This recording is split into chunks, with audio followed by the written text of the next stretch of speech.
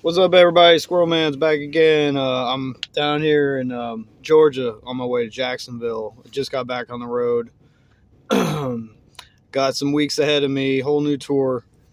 Um, so I got a funny story for those y'all have been following my channel for a while. You know who Biscuit is, man. And he called me, what was it, this morning?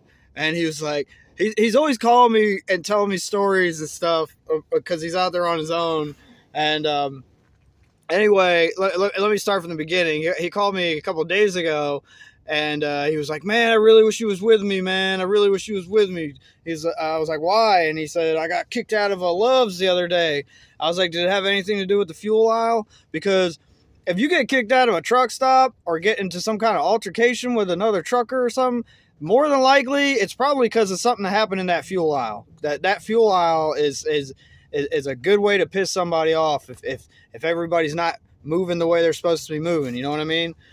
Um, he said, no, it wasn't that. It wasn't that. I said, what happened? He said, I go in there and there's this guy behind the counter and they say hello, how you doing, like they always do at Love's. And then he said, hey bud, how you doing? And he said, well, this was one of those tranny people that's behind the counter. And he says, the guy was immediately like, excuse me. He's like, are you assuming my gender? This is a true story. I swear to God, this just happened like a couple of days ago. And I guess Biscuit was like, I guess, I don't know. He's like, whatever. I don't know what you want me to say, right? Like any normal person, it's like, if I see a giraffe, I'm going to call you a giraffe, right? If you look like a potato, I'm going to assume you're a potato, you know? So the guy got all super mad and bent out of shape and called the manager, and Biscuit was like, whatever, man, can I just get my stuff and leave? Well, this guy apparently didn't want to let it go, and he was really butthurt. And that's the thing I gotta say is those caliber of people tend to be so hyper emotional and think they are so entitled to react any way they see fit, which is usually way overboard, you know? So he calls me up today. Like, we had a laugh about that story because he was like, I still stayed the night at the truck stop. I went out to my truck and I stayed or whatever. So he calls me again this morning and he's like, dude, you're not going to believe what happened. I said, what? He said that tranny at the truck stop cut my air hoses. I said, no way, dude. Really? He said, well, who else would have done it? I said, oh my God, are you serious? He said, yeah, dude, I didn't have no trailer brakes for like 300 something miles driving to my destination. I was like, okay, well, first of all, dude, you should have pulled over and called road rescue. You never should have done that. I mean, I understand urgency and you want to get your load delivered, but that was super dangerous. So I told him, I was like, don't ever do that again, right? And he was like, yeah, you're right. I shouldn't have done that. I was like, well, just thank God nobody got hurt and nothing got broken, and you don't have to pay for the damages, so the company fixes it. But that's a lesson learned, and that's another thing that all you drivers need to watch out for, is keep an eye on your truck, because people still do that, man.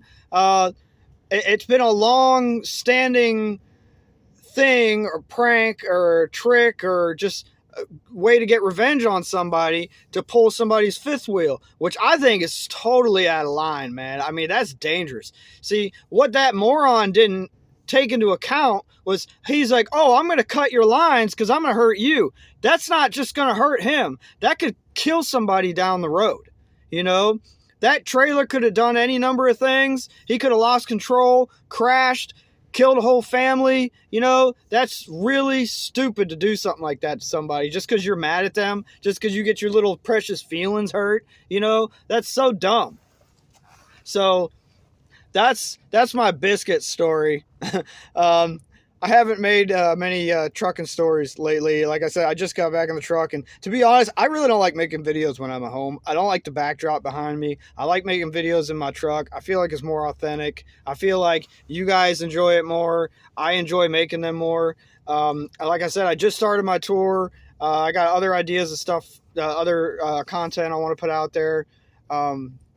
So anyway, if you guys have been through any of the misgendering crap from the alphabet Nazis, which I have, I will tell you, I have no filter when it comes to that element of people, because I really don't give a shit about their feelings. I wasn't put here to make them happy. I'm 41 years old. When I was growing up, we called them the gay community. That's what they were called, the gay community. That's what they call themselves. That's what we call them. Everybody's happy, right? But now they all have to have their own little like position or element in society, and I don't agree with that. I think that's stupid. It's communist is what it is, you know. Just because you put yourself in a certain classification or whatever the hell you call it doesn't mean I have to, you know, cater to it. You know, I'm not going to do that. I'm not out to hurt anybody. I never am.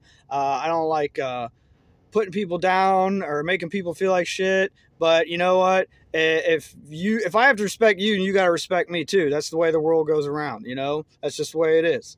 So anyway, let me know what you guys think in the comments. Share a story if you have a crazy truck stop story like that. Let me know. Like, share, subscribe. Common sense ain't common.